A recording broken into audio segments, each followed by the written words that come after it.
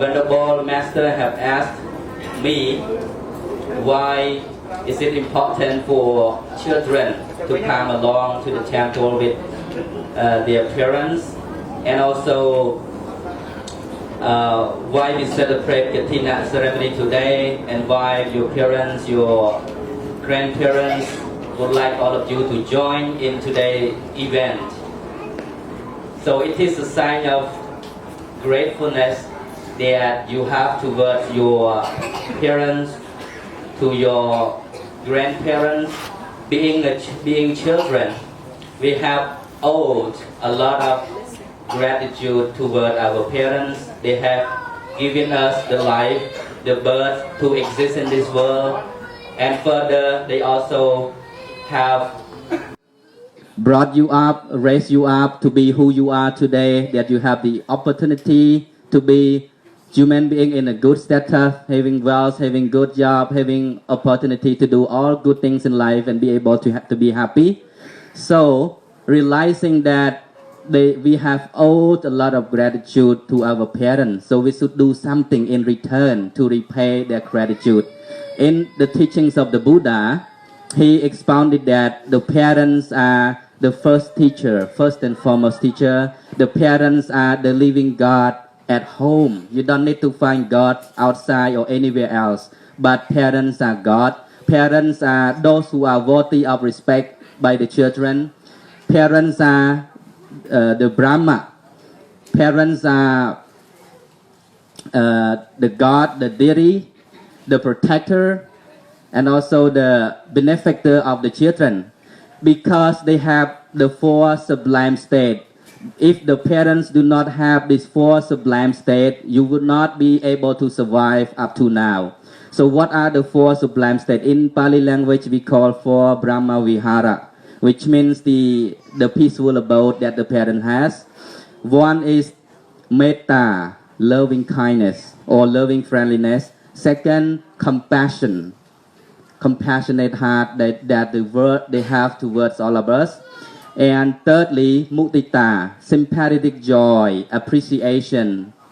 And finally, upekkha, equanimity, even-mindedness, equanimous mind. So they love all children equally without discriminating or love one much more than the other. So this is the great quality of the mind that the parents always have toward their children.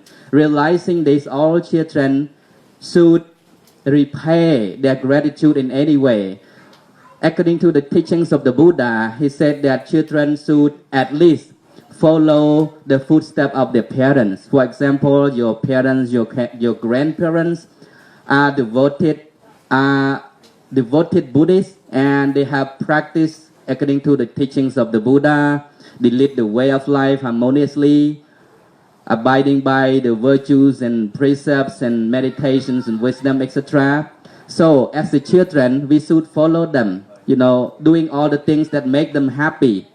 So this is in terms of how you pay your gratitude to your parents according to spirituality or spiritual ways of development.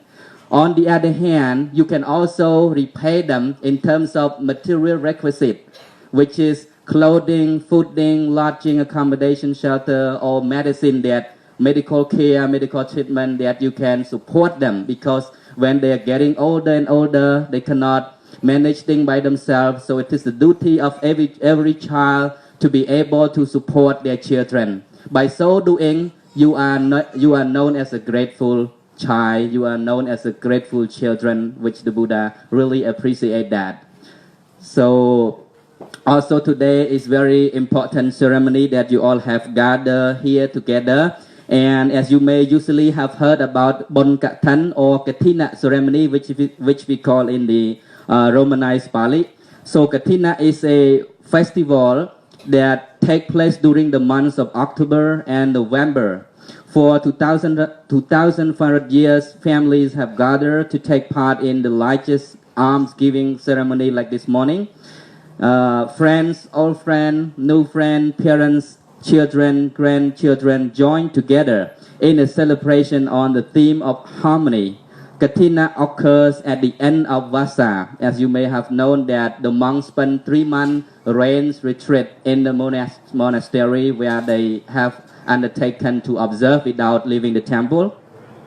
During these 3 months retreat, the resident monks of the monastery have been obliged by their rule not to travel unless absolutely necessary. So it's a time for leave-taking and extending a welcome. Also, as winter approaches, the supporters are checking to see that the basic needs of the Sangha, of the community of monks, are being met. It is with regard to the offering of these requisites that this festival comes about. So I'm going to talk about the origin, why the Buddha allowed Kathina ceremony to be existed. According to the Buddhist scriptures, a group of 30 bhikkhus, 30 monks, were journeying together with the intention of spending the retreat season with the Buddha. However, Vasa began before they reached their destination, and it was required that they stop traveling. Although they lived harmoniously during the retreat, the bhikkhus were unhappy at not being able to be with the Master, the Buddha. When they were allowed to travel again, the bhikkhus continued on to see the Buddha. Hearing of their unhappy sojourn, he decided to cheer them up by allowing them to roam freely after the rains retreat to gather clothes for robes. The Buddha knew that nothing is so uplifting as sharing and generosity, and so then established a procedure whereby a bhikkhu could agree among themselves to make a gift of the clothes so acquired to one of the number. And so when they had enough clothes, the bhikkhus set about sewing a robe. In those days, the method used involved spreading the pieces of cloth on the frame and stitching them together. This frame was called Kathina. So in the Buddha's time, the way they make rope and the way that the monk obtain the rope is very, very hard. You know, in the ancient time of India, 2,500 years back, it was really hard to gain the rope. Not like today, the monk easily getting the rope from lay people. Just like today, you all have gathering all the materials in order to offer to the monk. But in the ancient time, in the Buddha's lifetime, it was really hard to get the rope. So the monk have to go and collect different pieces of cloth, and then they combine it, they stitch it together, and they sew it by themselves. Of course, nowadays some traditions still doing so. From that time until now, lay supporters have made a point of offering clothes at the end of Vasa. It is being allowed that this offering can take place at any time during the 4 weeks allowed at the end of retreat. So the Kathina duration lasts only 29 days or only 1 month. That is why it is called timely generosity, timely dana, kala tin. So Kathina is a kala dana because it is timely. It has a specific date. After 1 month, you cannot the ceremony that you celebrate. It cannot be called a Kathina. The robe that you offer to the monk beside this duration of 1 month cannot be called a Kathina robe, but it is just a normal robe offering. The Sangha are not allowed to request the offering, so it is important that the initiation of the offering and its organization be done entirely by the lay people. Actually, the ceremony is held in such high esteem that it is rare that the Kathina doesn't take place, and supporters will usually agree on a date with the abode of the monastery well in advance. The cloth, according to the Buddha's advice, must be offered to the whole Sangha, not to any particular individual. So the bhikkhus, the monks, have to formally agree as to which of them should receive clothes. About 3 meters of cloth are needed, enough to make up at least one of the main robes. Once the cloth has been offered, the entire community tries to take part in the activity of sewing the new robe.